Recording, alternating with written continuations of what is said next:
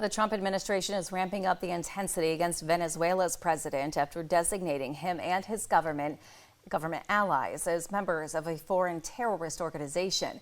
This designating it as FTO could authorize Trump to impose sanctions on Venezuela's president. It's the latest measure the administration is taking against Venezuela amid rising tensions. WENY Washington correspondent Rachel Knapp shares the latest. On Monday, the State Department announced they are designating the Cartel de los Soles as a foreign terrorist organization. But analysts suggest that the Cartel de los Soles is not an actual organization. They say Cartel de los Soles is a figure of speech in Venezuela, referring to Venezuelan military officials corrupted by drug money. But the State Department writes, the Cartel de los Soles is headed by Nicolas Maduro, who is Venezuela's president, and other high-ranking individuals.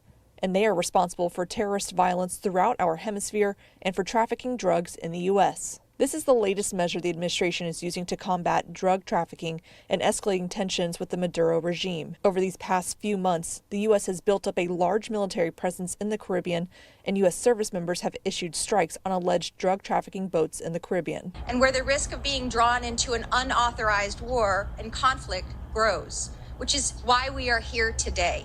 Restoring constitutional guardrails at a moment when it is urgently needed. House Democratic members recently introduced legislation that would prohibit the administration from spending money to send U.S. troops into direct hostilities with Venezuela unless Congress approves it. We owe our troops better than this. They deserve leaders who look out for them and for our country and keep them out of moral and legal danger.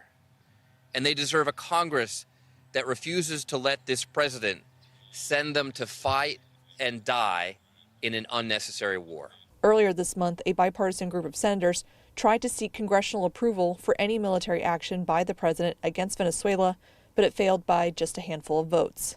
In a statement from the Venezuelan government, they are denying the existence of the cartel and call the administration's accusation as a ridiculous fabrication meant to justify an illegitimate and illegal intervention against Venezuela. In Washington, Rachel Knapp, WENY News. The price of turkey and several other Thanksgiving staples is rising this year. We'll share what other dishes will cost you more and why. But first, a look at your local stocks.